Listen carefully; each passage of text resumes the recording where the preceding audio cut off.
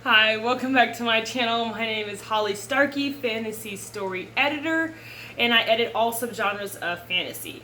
So this is like the third time I've tried to film this video because it is so hot in here. There's no air conditioning, the humidity is like 100%, it is literally 81 degrees in this household, and that's with all the fans going and everything, and windows open and still not working. So my glasses kept fogging up. And so I had to keep stopping. Anyways, this is the next video in my world building series.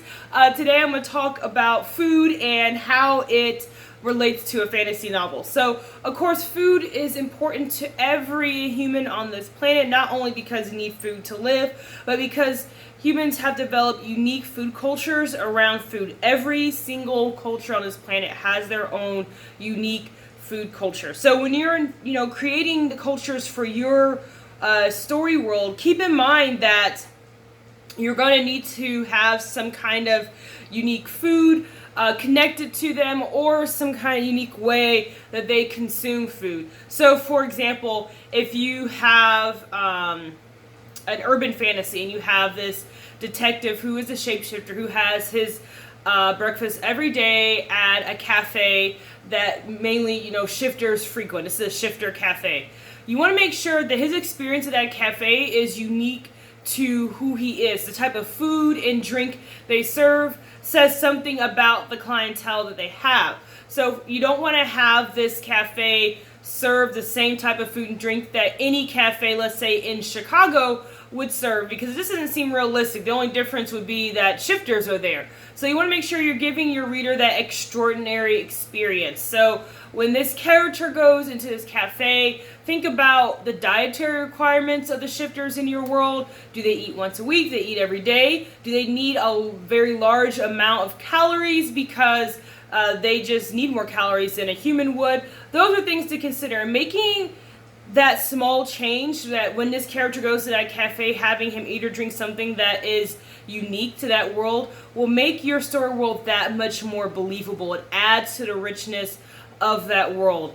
And let's say, for example, that they don't eat anything that's unique to them, like they're not eating specific types of food, but you could always make the culture around the food unique. So let's say shifters only eat once a week because they can hold calories in their bodies longer, like that energy is able to be stored longer than a human, so they don't need to eat as often. So maybe they have every weekly meal is a huge meal, and there's a lot of ritual around it. Like maybe you have a lot of family and friends over for this meal.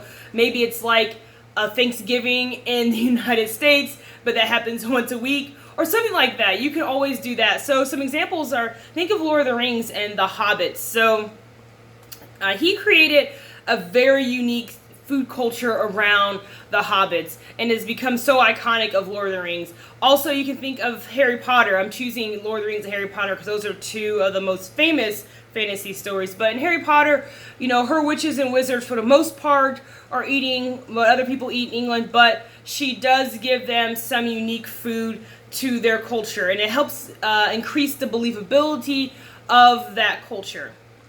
So some common pitfalls you want to avoid when you're doing food is I see this a lot in secondary world fantasy, but I do sometimes see it in other types of fantasy, but I often see it in secondary world. And that is when you have, let's say, a tavern that is frequented by like 3 or 4 different species.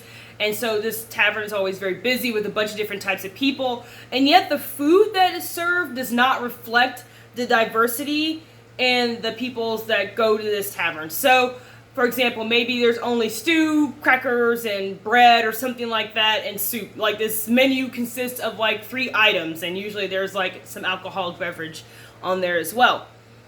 But in reality, if this tavern is frequented by a bunch of different types of people, the tavern owners would probably have a menu that is somewhat diverse. So let's say it's, maybe dwarves are in charge of this tavern. They mainly serve food for their people, but since they do get a lot of other types of people, they may have 1 or 2 or 3 dishes that aren't, dwarf food, but like aren't dwarf specific food in terms of like the culture that other species can eat because they want to keep their business.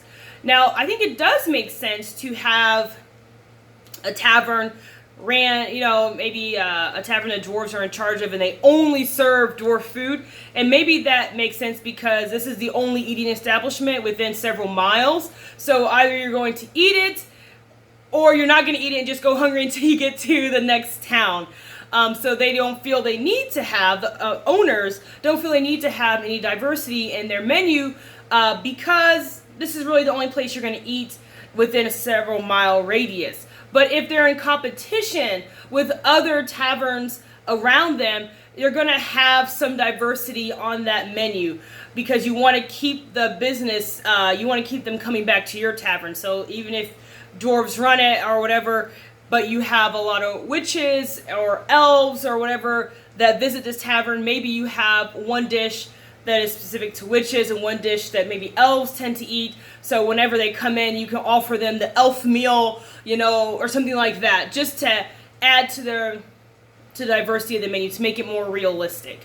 So you just want food, if you made a mistake with food in your novel and you read through it and you're like, oh my goodness, everyone's eating the same thing, nothing is unique about the food, I haven't mentioned any kind of unique food or anything unique around the food culture, it is an easy fix. You don't have to totally rehaul your entire novel. You can just go through and go to a dinner scene, add in something unique there, or even go to a scene where someone's drinking something and add something unique there. It's an easy fix, but it will greatly increase the believability of your story world and your species.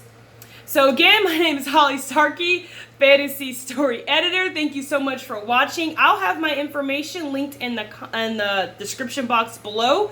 And if you want to say something about food culture and fantasy novels, definitely do so below. I would love to get a discussion going.